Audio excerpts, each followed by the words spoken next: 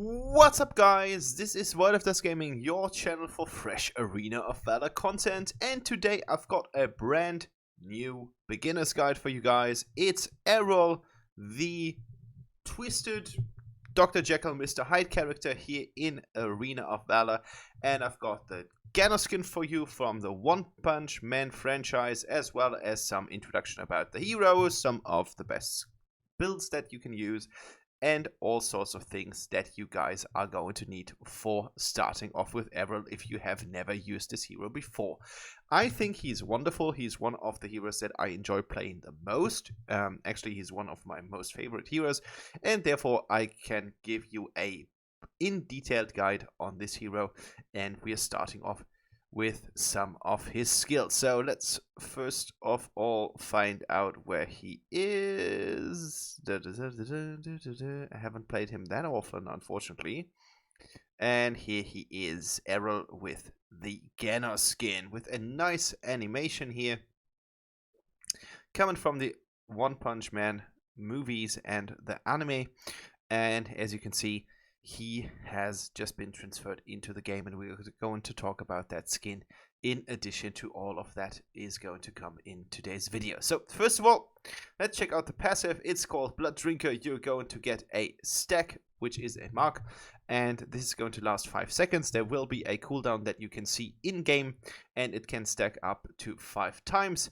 And every single time that you get a stack, you will get extra movement and you will get extra attack speed, which is super nice. And every single time you are going to have your third normal attack, you are going to deal additional physical damage. So that is something you guys need to keep in mind. Your passive is basically making everything a little bit faster. Faster attack speed and faster movement. So this is your bread and butter, and it's also going to inflict something that is in your S2.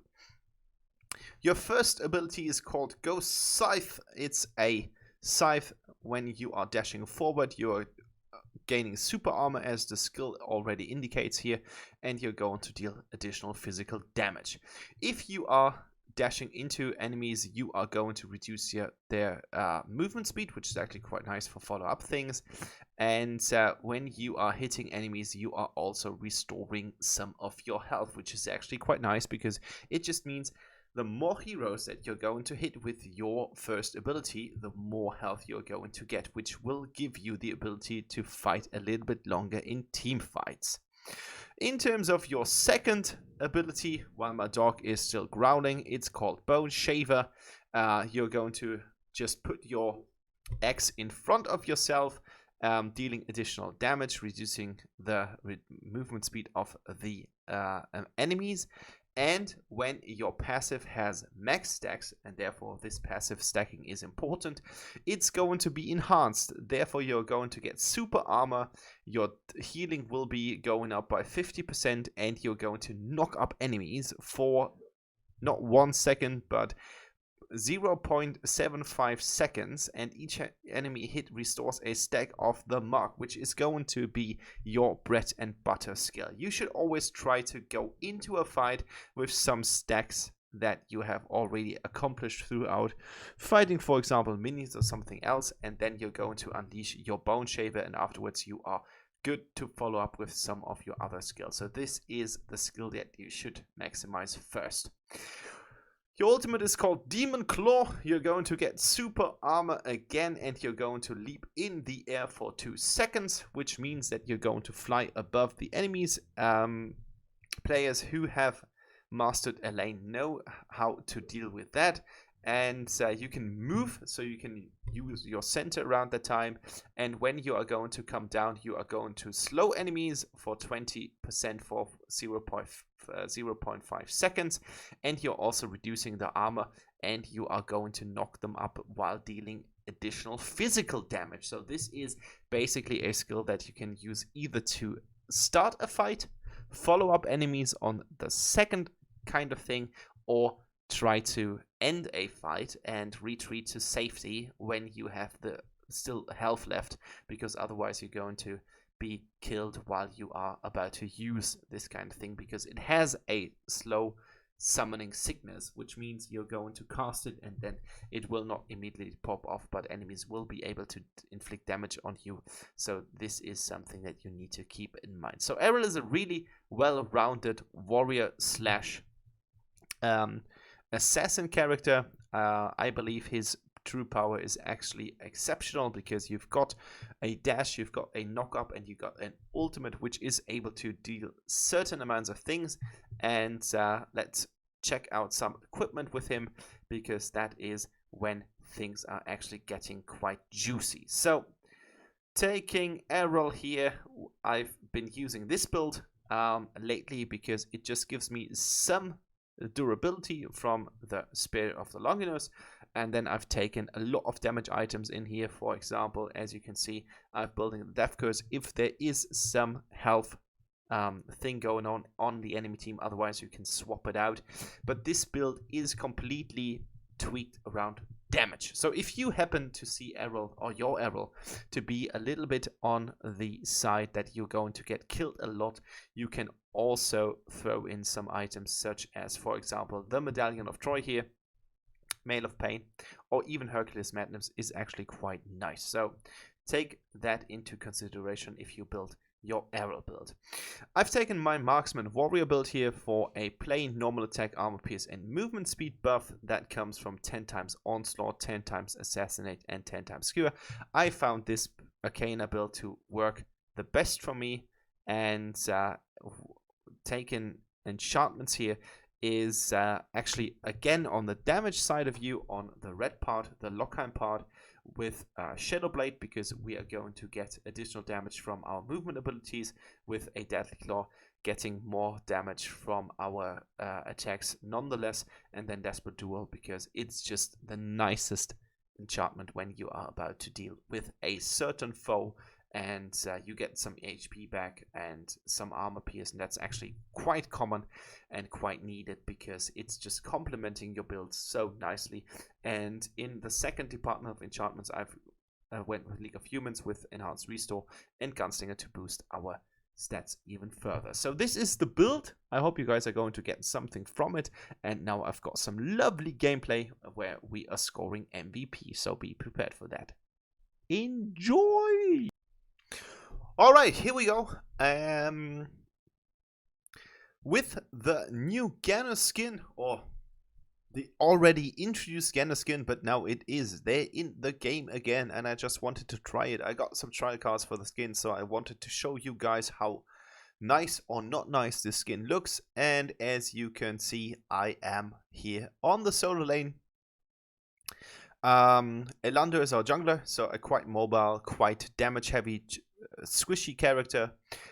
We've got Natalia here on the mid lane, so something who is able to deal a lot of damage, and we've got Valheim and Sephara on the duo lane. So we're not super tanky, actually we're quite a squishy build, but let's see if we can pull it off. And as I already said, I'm going to be MVP, but the question still is this a loss or are we going to win the battle? You guys are going to see for yourself in about 11 minutes because the round was actually quite fast. So at this point of the game, I already considered Orma and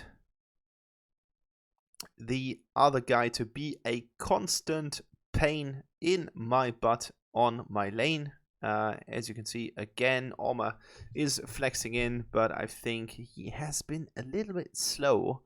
That didn't look too smooth, but unfortunately he was able to get first blood on me. I wasn't paying attention. I thought that his damage would not be sufficient, but of course I did not think about execute in any kind of way, and now he is up to something else with his teammate, and I think those guys have been teammates right from the start. So they kind of decided to occupy the top lane.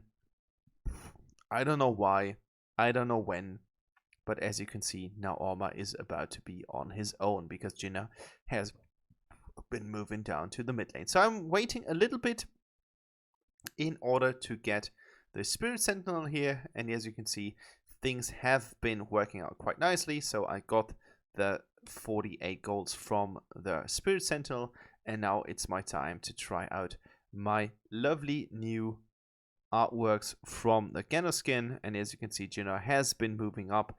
There has not been a call from our mid laner, unfortunately, but I was able to get out alive, and now I've got my ultimate, which just means that I'm a little bit more versatile when it comes down to either.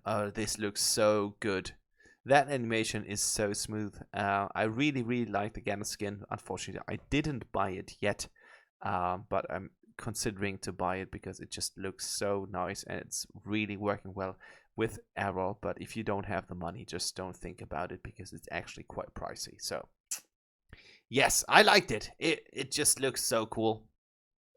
That ultimate animation, it takes some time to adopt to it. When I was using it firstly, I was like, what happened to the game? And I was like, okay, this is something that the skin came with, but I actually like this kind of things because it just means that you're going to get a little bit more from what you have been paying for, and I kind of like that. So this is the first skill.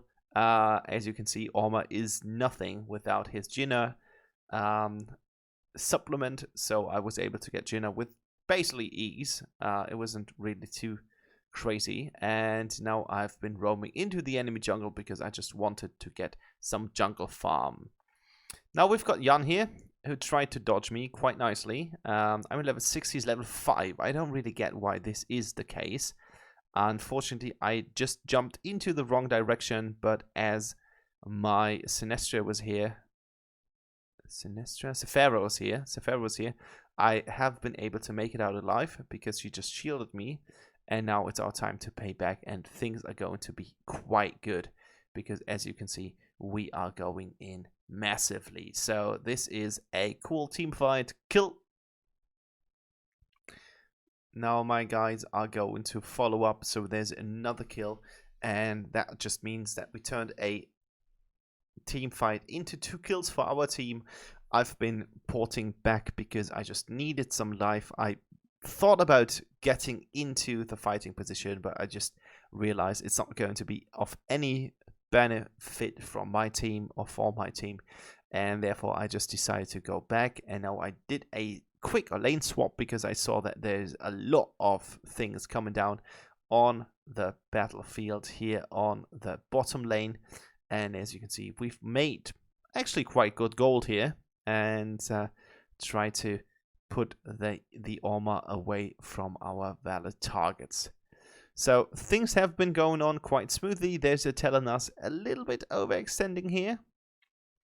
Unfortunately, I think we're not going to get her. Yes, because Azenkar is able to just push us back. That was really nicely placed. Not to doubt that. And now it's my time to get into the tower and defend my tower here on the top lane. But I think we had just a decent entry here,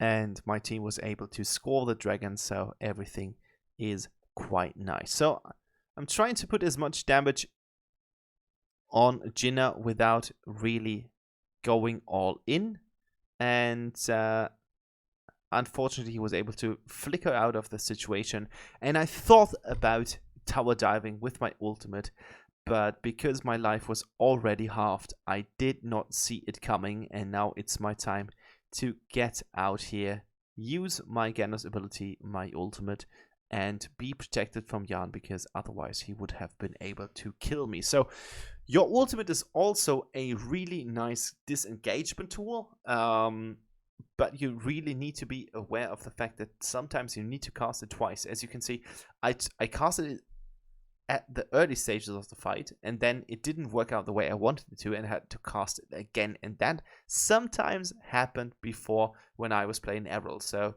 keep that in mind. Sometimes it's really necessary to reactivate it again, because otherwise you're not going to get anything. So now I saw that there's a big clump fight up in the middle.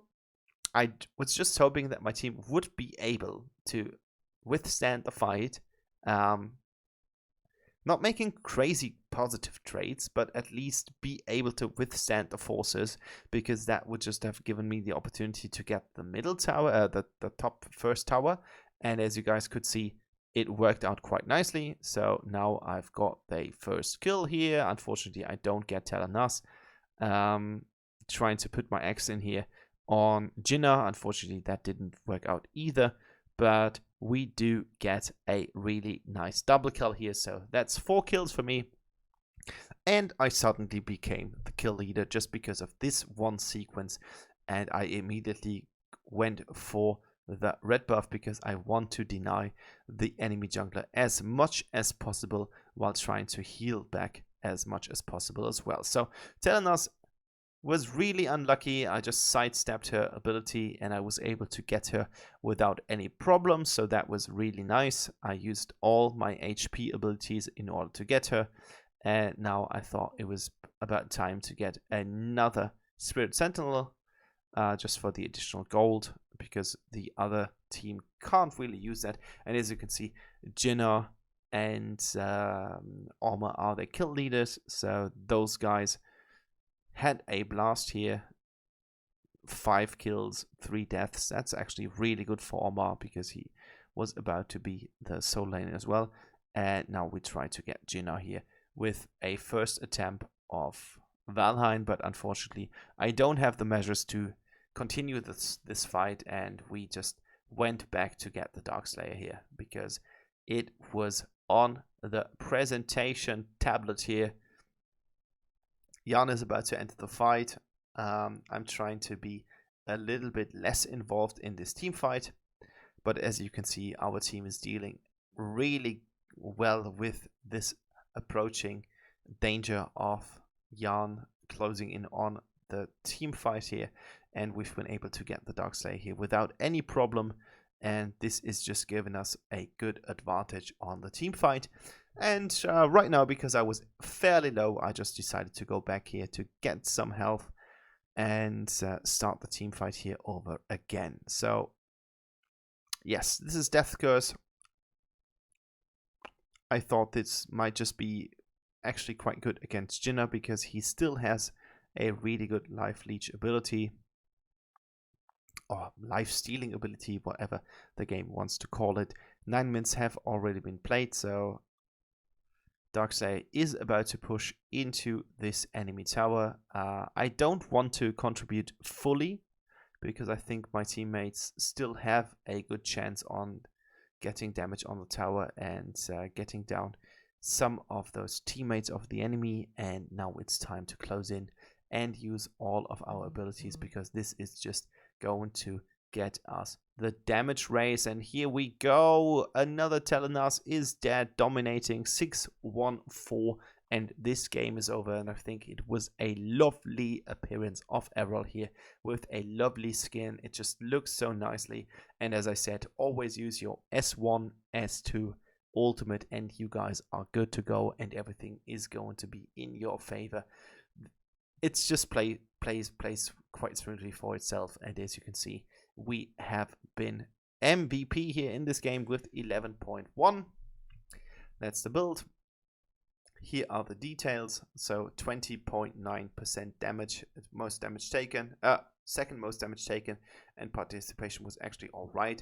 So this was the game. I hope you guys are going to take something from it. If you have another hero that you want to see a beginner's guide for, put it on the comments below. Keep subscribing and liking this channel, and everything is going to be fine. Thanks for watching. Bye bye.